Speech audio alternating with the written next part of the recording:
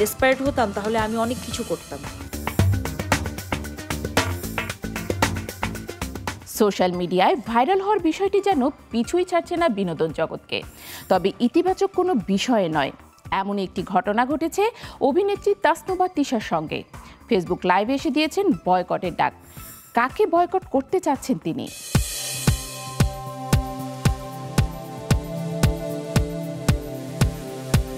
বিনোদন জগতের সকল শিল্পী প্রচারমুখী হলেও একটু ব্যতিক্রমী তাসনুভা তিশা। ভিউর জন্য আমি যদি এতই কি বলে ডেসপারেট হতাম তাহলে আমি অনেক কিছু করতাম। আমি টিকটক চালাতাম, আমি ফেসবুক পেজ চালাতাম, আমি কিছু চালাই না, আমার কিছু নাই। আমি ভিউয়ের জন্য কখনোই হুতাশ করি নেই, আমি ভিউয়ের পিছনে কখনোই ছুটি নেই। মডেলিং এর পাশাপাশি অভিনয়েও নিজেকে প্রমাণ করেছেন প্রতিবার। ওয়েব সিরিজে অভিনয়ের পাশাপাশি অভিনয় করছেন বিভিন্ন নাটকেও। ইউটিউবে তার অভিনীত বেশ কিছু নাটক রয়েছে ট্রেন্ডিং এ। বেশ ভালো সময়ে পার করছিলেন অভিনেত্রী ও মডেল তাসনুভা তিশা। তবে সম্প্রতি তার সঙ্গে ঘটে গেছে একটি অপ্রীতিকর ঘটনা। গত বুধবার রাতে তাসনুভা একজন ব্যক্তি ও একটি ফেসবুক পেজের ছবি আপলোড করে সেই ব্যক্তির তথ্য জানতে চান নেটিজেনদের কাছে। পাশাপাশি তিনি এও জানান 10 মিনিট পর লাইভে আসছে, অসম্ভব বাজে একটা ঘটনা ঘটেছে, বলছি পুরোটা, প্লিজ আমাকে শুনুন। এরপর তিনি লাইভে আসেন। একটা ভিডিও করেছে, একটা অড ভিডিও, যেটাখানে আমার কোনো স্কিন শো করা হয় না, কিন্তু আমি লেবেল ঠিক করতেছি। That was a very odd gesture ওই ভিডিওটা ছিল।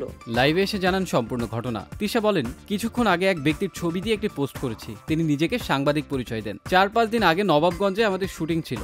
বাপ্পি খানের পরিচালনায় একটি নাটক করছিলাম, সেখানে অনেক সাংবাদিক এসেছিলেন। আমারও আমার সহশিল্পী আরশ খানের সাক্ষাৎকার নেন তারা, সেখানে উনি ছিলেন। আমি ভেবেছিলাম তিনি সাংবাদিক, কিন্তু এই লোক সাংবাদিক তো দূরের কথা, তিনি আদৌ মানুষ কিনা আমার সন্দেহ। কারণ তিনি লুকিয়ে বিভিন্ন অভিনেত্রীদের আপত্তিকর ভিডিও ধারণ করেন, যেটা আমারও করেছেন। সেটির ভিডিও 2.1 মিলিয়ন ছাড়িয়ে গেছে। ভিডিওটি ছড়িয়ে গেছে এবং নামানো সত্ত্বেও অনেকের কাছে আছে। তিনি আরও জানান, সাধারণত আউটডোর শুটিংয়ে আমরা যারা অভিনেত্রী আমাদের লেবেল পরার আলাদা কোনো জায়গা থাকে না, নিজেদের মতো করে পড়তে হয়। আমি খোলা মাঠে শুটিং করছিলাম, সামনে সাংবাদিকরা ছিলেন। ভেবেছিলাম সাংবাদিক ভাইয়েরা কখনো এমন কাজ করবেন না, তাই আমার মতো করে লেবেল পড়ছিলাম এবং ঠিক করছিলাম। সেই ভিডিও ধারণ করে গোপনে কাউসার কিংডম নামের এক পেজে সেটি আপলোড করে।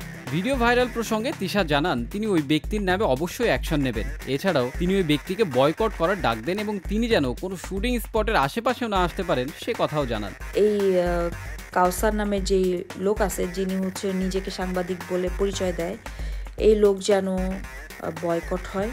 এই লোক যেন কখনোই শুটিং স্পটের আশেপাশে তো দূরের কথা, কোনো মিডিয়া অনুষ্ঠান থেকে শুরু করে কোনো কিছুতে যেন সে না আসতে পারে, কারণ সে এই ধরনের কাজ করবে। ওই ব্যক্তির ফেসবুক পেজ ঘুরে তাসনুভা তিশা অন্য নারী অভিনেত্রীদের আপত্তিকর ভিডিও দেখতে পেয়েছেন বলে জানান। সাংবাদিক পরিচয় দেওয়া ব্যক্তিটি সম্পর্কে জানা যায়, তিনি একটি টেলিভিশন চ্যানেলে সাংবাদিক হিসেবে কর্মরত ছিলেন। তবে বর্তমানে তিনি এখন আর সেখানে কাজ করেন না। এর আগে অভিনেত্রী সাদিয়া আইমানের এমন একটি ভিডিও সামাজিক যোগাযোগ মাধ্যমে ভাইরাল হলে বেশ বিতর্কের সৃষ্টি হয়।